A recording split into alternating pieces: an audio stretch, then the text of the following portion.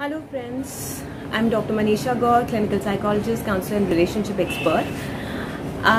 Welcome to the channel Dr. Manisha Positive Mind. पिछले episode में, इसके पार्ट 1 में हमने बात करी थी गुस्से के बारे में और मैंने आपको कुछ टिप्स दी थी कि आप इमिडिएटली अपने एंगर को कैसे रिलैक्स कर सकते हैं या कैसे आप इसको रिड्यूस कर सकते हैं. But that is not the permanent solution.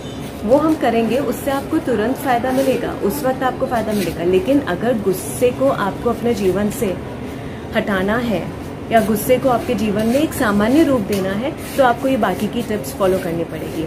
And for those tips, उससे पहले मैं आपको याद दिला दूं कि आप इस चैनल को सब्सक्राइब कर दीजिए ताकि ऐसे इंपॉर्टेंट वीडियोस आपको मिलते रहें. सो उन टिप्स को करने के लिए सबसे पहला काम जो आपको करना है, थिंक बिफोर यू स्पीक. आप कुछ भी काम करते हैं या कुछ भी बोलते हैं या किसी भी डिस्कशन में होते हैं, अगर आप पहले ही सोच लेंगे, नाप तोल कर बोलेंगे, तो आपको बाद में रिग्रेट नहीं करना पड़ेगा कि मैंने ऐसा क्यों बोला, ऐसा क्यों किया. इससे आपकी बातों से, एटलीस्ट आपकी बातों से कोई बवाल नहीं उठेगा. और जब आप शांत रहेंगे तो आप सामने वाले को भी अपनी चीज़ों को ज़्यादा अच्छे से समझा सकेंगे. वंस दिस इज़ डन, उसके बाद नेक्स्ट स्टेप होता है कि आप जब उस सिचुएशन से बाहर आते हैं, so take a paper and pen और उसके बाद आप 3 चीज़ों को नोट करिए. आपका एंगर कि किस बात पे आपको गुस्सा आ रहा था, आपका इमोशन कि उस गुस्से की वजह से आपने क्या क्या हरकतें की. कुछ लोग गुस्से में आके सामने वाले पे हाथापाई करने लगते हैं, कुछ लोग गुस्से में आके खुद को नुकसान पहुंचाते हैं. दीवार से सर फेर लिया, हाथ मुक्का मार दिया, चीज़ों को फेंक दिया, तोड़ दिया या अपशब्द किसी को बोल दिए. तो इस तरह की सिचुएशन आती है. दोज आर योर इमोशंस कि वो क्या हुआ. And the third thing is कि उसकी वजह से क्या क्या चीज़ें हुई और उसको आप कैसे सॉर्ट आउट कर सकते हैं. That means you have to look for the alternate solution also, कि अगर मैं चीज़ों को फेंकता नहीं तो मैं क्या करता, अगर मैं चिल्लाता नहीं, कुछ अपशब्द नहीं बोलता, तो उसके अलावा दूसरा सोल्यूशन क्या है जो मैं कर सकता था. So after thinking this it is going to be clear, आपके लिए क्लियर हो जाएगा और आप सॉर्टेड हो जाएंगे कि मुझे नेक्स्ट टाइम किसी भी सिचुएशन को कैसे हैंडल करना है. उसके अलावा something very important is that you don't have to hold the grudge. अगर कोई बात, कोई इशू हो भी गई है तो उस इशू को मन में लेकर बहुत देर तक बैठना नहीं चाहिए, बहुत दिनों तक बैठना नहीं चाहिए.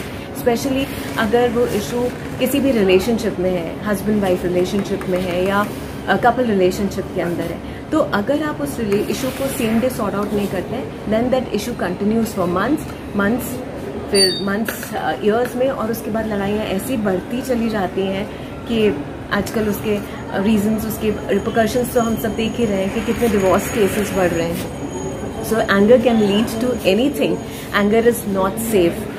Next what we can do is humour. अपने जीवन में अगर हम ह्यूमर ऐड करते हैं, हंसी मजाक ऐड करते हैं, उससे हम बहुत हद तक अपने गुस्से को कंट्रोल कर सकते हैं. सो एडिंग ह्यूमर, आप ह्यूमरस शोज कर सकते हैं, आप जोक्स क्रैक कर सकते हैं. You can make the environment light. किसी भी एनवायरनमेंट को आप लाइट बना सकते हैं.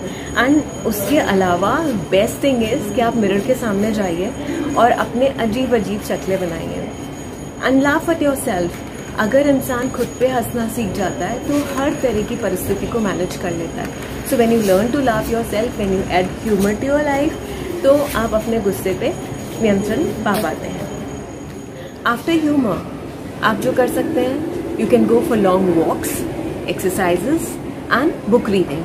टाइम आउट अपने आप को दीजिए. टाइम आउट सिर्फ बच्चों के लिए नहीं होता है. It is not a punishment just for kids कि आपने उनको थोड़े समय के लिए अपने आप एकांत जगह पे रख दिया जहां उनको खुद को सोचने का समय मिले.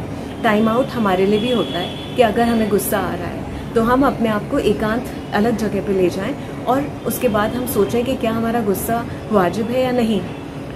टाइम आउट के बाद हम जो चीज़ कर सकते हैं, दैट इज़ बुक रीडिंग. अगर आपका गुस्सा बहुत ज़्यादा तेज़ है और आप उस वक्त उसको मैनेज नहीं कर पाए, you can go for long walks. क्योंकि जब हम लॉन्ग वॉक्स के लिए जाते हैं तब भी हम सोचते रहते हैं, हमारा ब्रेन हमेशा सोचता रहता है, तब भी हम सोचते रहते हैं कि क्या हमने सही किया या गलत किया. Other than that what you can do is relaxation, relaxing your self. Relaxation exercises आप प्रैक्टिस कर सकते हैं. Relaxation exercise like breathing exercise, muscle relax करने की एक्सरसाइज, मेडिटेशन, ये सारी एक्सरसाइजेज हैं अपने आप को कंफर्टेबल बनाने के लिए. ये एक्सरसाइजेज के वीडियोस मैंने ऑलरेडी बना रखे हैं. Check those videos out and practise them. आप कंफर्टेबल फील करेंगे. Share your feelings.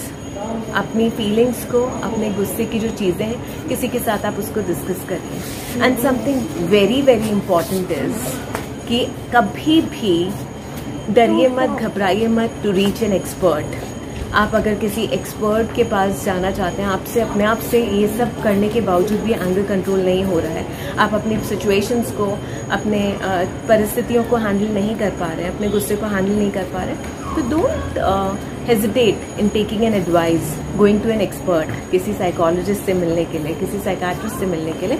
आप डरिए मत, हेजिटेट मत करिए। और दोबारा मैं आपको याद दिलाती हूँ कि subscribe the channel, share the channel, ताकि हम मैक्सिमम लोगों को बेनिफिट कर सकें। And don't forget to press the bell icon so that you get the notifications for the upcoming videos. Take care.